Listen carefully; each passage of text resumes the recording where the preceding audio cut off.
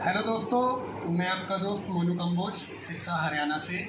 आज काफ़ी दिनों के बाद आप लोगों के लिए एक छोटी सी वीडियो लेके आया हूँ, जो कि LG टीवी है हमारे पास 32 इंच का आया है, जिसका मैं आपको मॉडल नंबर दिखा देता हूँ। ये 32 इंच का LG टीवी है, 32LN 4900 मॉडल है ये।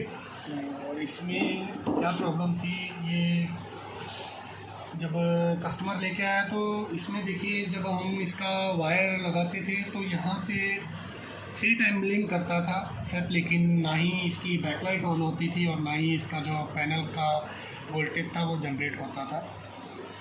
तो सबसे पहले तो इसको हमने अच्छे से साफ़ किया है। ये इसमें काफ़ी डस्ट थी इस बोर्ड में, क्योंकि कस्टमर के कहने के मुताबिक ये किसी टेक्नीशियन के पास लेके गया होगा, तो काफ़ी दिन तक वहाँ ये रखा और उन्होंने बोला कि इसका जो मेन बोर्ड है ये रिप्लेस होगा। तो कस्टमर हमारे पास लेके आया इसको, तो अच्छे से पहले तो इसको साफ़ किया और उसके बाद हमने इसकी चेकिंग की कि इसमें क्या प्रॉब्लम है। सबसे पहले तो इसमें देखिए, हमने वोल्टेज इसका चेक किया तो इसमें हमें 1.8 वोल्ट जो कि इस रेगुलेटर पे है, 3.3 वोल्ट है, यहाँ पे भी 1.8 वोल्ट, यहाँ पे 1.2 वोल्ट और 24 वोल्ट इस साउंड आईसी पे, ये सब कुछ हमें मिल रहा था।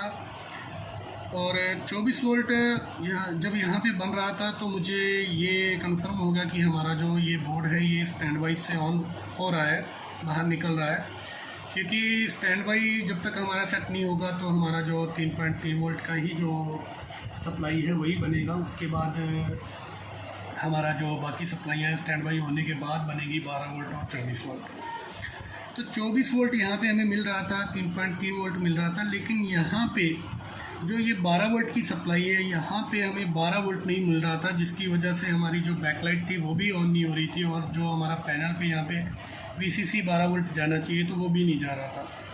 तो सबसे पहले हमने यहाँ पे 12 वोल्ट पे शॉर्टिंग चेक की ग्राउंड से। तो यहाँ पे जब 12 वोल्ट पे जब हमने शॉर्टिंग चेक की तो कंप्लीट यहाँ पे 0 ओम की शॉर्टिंग दिखा रहा था। शॉर्टिंग की वजह से ही हमारे जो 12 वोल्ट थे वो जनरेट नहीं हो रहे थे, जिसकी वजह से हमारा मेन बोर्ड था पूरी तरह से ऑपरेट नहीं हो पा रहा था। तो सबसे पहले तो हमने ये जो हमारा पावर सप्लाई का चेक है इसको डिस्कनेक्ट किया। डिस्कनेक्ट करने के बाद यहाँ पे हमने चेक किया तो तब भी हमारी जो शॉर्टिंग थी यहीं पे बनी हुई थी। तो हमें कंफर्म हो गया कि हमारा जो ये मेन बोर्ड है इसमें कहीं ना कहीं 12 वोल्ट पे शॉर्टिंग है।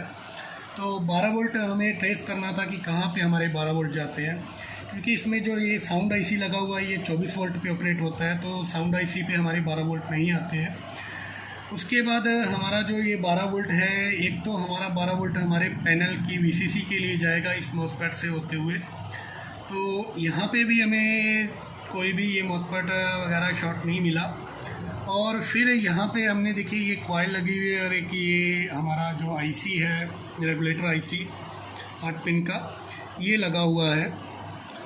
इस पे भी हमने जब चेक की यहाँ पे कंप्लीट शॉर्ट बता रहा था। तो ये वाला जो रेगुलेटर है ये 12 वोल्ट से 5 वोल्ट आउट करता है हमारी USB के लिए। तो सबसे पहले हमने इस रेगुलेटर को जो था ओपन किया, इस आईसी को ओपन करते ही हमारी जो शॉर्टिंग थी वो यहाँ पे ओपन हो गई, शॉर्टिंग नहीं थी। और इसके बाद हमने जब हमारे सेट को ऑन किया तो हमारा जो सेट था कंप्लीट ऑन हो गया, हमारे 12 वोल्ट भी बन गए और हमारा जो बैकलाइट था वो भी ऑन हो गया। और ये दिखाता हूँ मैं आपको, ये जो आईसी है ये जो ख़राब था जो हमने अभी इसमें से निकाला है, और निकालने के बाद हमारा जो 5 वोल्ट था यहाँ पे नहीं पहुँचा USB के लिए, तो इसलिए हमने ये आईसी लगा दिया है और 5 वोल्ट हमारे यहाँ पे बन गए हैं, 5 वोल्ट भी, और अब हमारा USB भी यहाँ पे काम कर रहा है।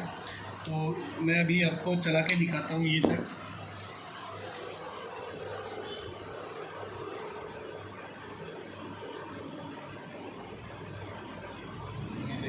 हमारा जो सेट है वो कंप्लीट ऑन हो गया है इस तरीके से।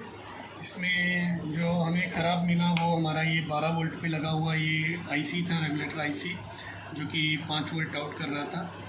तो इस तरीके से ये जो बोर्ड है हमने रिपेयर किया। तो इस तरीके से कभी भी आपके पास इस तरीके का कोई फॉल्ट आता है तो सबसे पहले आपको शॉर्टिंग ही चेक करनी होती है कि हमारे जो वोल्टेज है वो क्यों नहीं जनरेट हो रहे हैं। तो ये हमारा जो फॉल्ट था क्लियर हुआ और ये